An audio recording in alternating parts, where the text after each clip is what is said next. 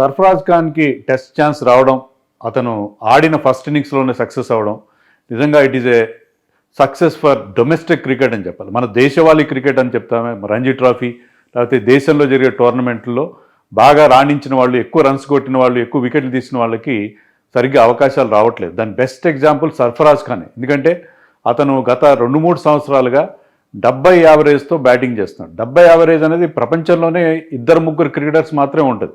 Batting average 70 is phenomenal average. అతను 100s కొట్టాడు, 100s కొట్టాడు, బోల్డ్ అన్ని రన్స్ కొట్టాడు. అయినా మన మిడిల్ ఆర్డర్లో ప్లేస్ లేకపోవడం అనండి, మరే కారణం అనండి, గత 2-3 ఏళ్లుగా అతను తన టెస్ట్ ఛాన్స్ కోసం చాలా కాలంగా ఎదురు చూస్తున్నాడు. కానీ అల్టిమేట్గా ఛాన్స్ వచ్చింది. దాన్ని అతను 2 చేతులతో అందిపుచ్చుకున్నాడు. రన్అట్ కాకపోయి ఉంటే అతను సెంచరీ కూడా చేసిండేవాడు. అంత బాగా అతను పర్ఫామ్ చేయడం మనం చూసాం. చాలా అట్రాక్టివ్గా ఆడాడు, చాలా అటాకింగ్గా కూడా బ్యాటింగ్ చేశాడు. దానికి ప్రధాన కారణం ఏంటంటే అతను డొమెస్టిక్లో స్పిన్ బౌలింగ్ రెగ్యులర్గా ఆడతాడు. సో స్పిన్ బౌలింగ్ ఆడతాడు. రంజీ ట్రోఫీలో కానీ, దులీప్ ట్రోఫీలో కానీ, వాటన్నిటిలో day in and day out spin bowling ఆడతాడు. కాబట్టి అతని నుంచి అంత మంచి పర్ఫార్మెన్స్ వచ్చింది. ఇప్పుడు మన సీనియర్ ప్లేయర్స్, మన గ్రేట్ సూపర్ స్టార్స్ ఎవరైతే ఉన్నారో వాళ్ళు స్పిన్ సరిగ్గా ఆడట్లేదు. అందుకనే మనం ఇంగ్లాండ్తో హోమ్ టెస్టులు జరుగుతున్నా సరే ర్యాంక్ టర్నర్ బాగా టర్న్ అయ్యి పిచ్లు తయారు చేసుకోలేకపోతున్నాం. దానికి ప్రధాన కారణం ఏంటంటే అలాంటి పిచ్లు చేసుకుంటే అది మనకే నెగిటివ్ అయ్యే పరిస్థితి, మనకే బెడ్స్ కొట్టే పరిస్థితి. ఎందుకంటే మన ప్రధాన బ్యాట్స్మెన్ ఎవ్వరు కూడా స్పిన్ సరిగ్గా ఆడట్లేదు. దీనికి కారణం ఏంటంటే వీళ్ళెవ్వరు కూడా రంజీ ట్రోఫీ కానీ ఏ డొమెస్టిక్ టోర్నమెంట్ కానీ ఆడరు.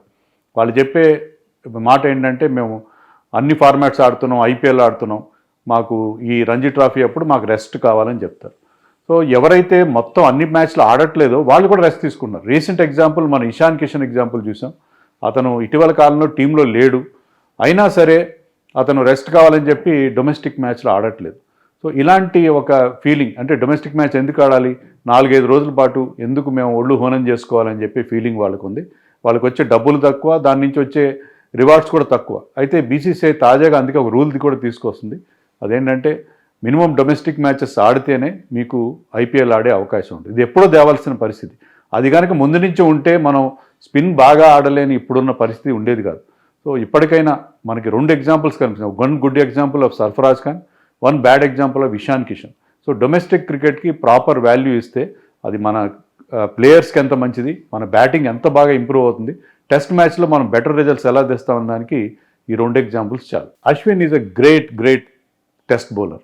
అశ్విన్ గురించి ఎంత చెప్పినా కూడా తక్కువ. ఎందుకంటే 500 వికెట్స్ తీయడం, అందులోనూ second fastest to get 500 wickets after Muttiah Muralitharan అంటే దాన్ని బట్టి మనం అర్థం చేసుకోవచ్చు. అతనికి ముందు 8 మంది ప్లేయర్స్, 8 మంది బౌలర్స్ 500+ వికెట్స్ సాధించారు టెస్ట్ క్రికెట్లో. కానీ అశ్విన్ సెకండ్ ఫాస్టెస్ట్ అంటేనే అతను ఎంత ఎక్కువ వికెట్స్ తీస్తున్నాడు, ఎంత మంచి స్ట్రైక్ రేట్తో అతను వికెట్స్ తీస్తున్నాడు అనేది అర్థమవుతుంది.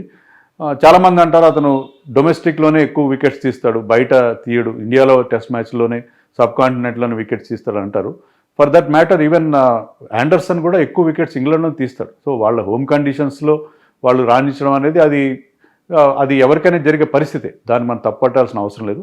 బట్ అశ్విన్ మనకి హోమ్లో జరిగే అన్ని సిరీస్లో అతనే హీరో, ఎన్నో విజయాలు అందించి పెట్టాడు. సో హోమ్ కండిషన్స్ అనగానే ప్రత్యర్థి టీమ్స్ భయపడేది ఎవరికంటే అశ్విన్కి. సో అశ్విన్ లాంజివిటీ కూడా మెచ్చుకోవాలి. ఎందుకంటే నౌ హీస్ 37 అయినా కూడా అంత బాగా ఆడుతున్నాడు. అదే లెవెల్ ఆఫ్ పర్ఫార్మెన్స్ అవుతున్నాడు. ప్రతి మ్యాచ్లో అప్డేట్ అవుతున్నాడు, తన బౌలింగ్ ఇంప్రూవ్ చేసుకుంటూ వస్తున్నాడు.